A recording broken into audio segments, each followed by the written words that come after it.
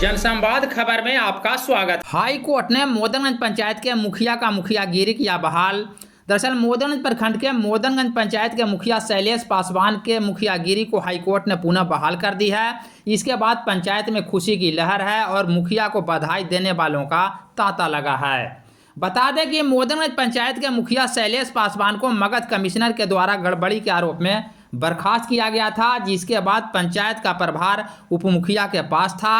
अब हाईकोर्ट के फैसला आने के बाद पुनः मुखिया अपने पंचायत का कार्यभार संभालेंगे। इस बाबत मोदनगंज डीपीआरओ राजीव कुमार का बताना है कि हाईकोर्ट का आदेश उनके पास आ गया है और आगे की प्रक्रिया जारी है। मंडल पदाधिकारी जिला से डीएम साहब हमरा लिखित दे चुके थे, चेक भी हो चुका था, लेकिन ऐसे ऐसे हमारे पंचायत में जो है कुछ राक्षस लोग पैदा ले लिए थे, जो कि जबरन जुल्म अत्याचार किया जा रहा था।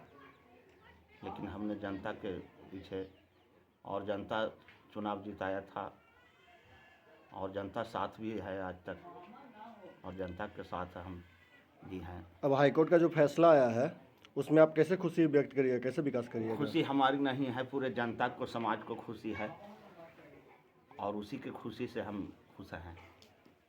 आपका नाम? हमारा नाम शैलेश पासवान, माननीय मुखिया शैलेश पासवान।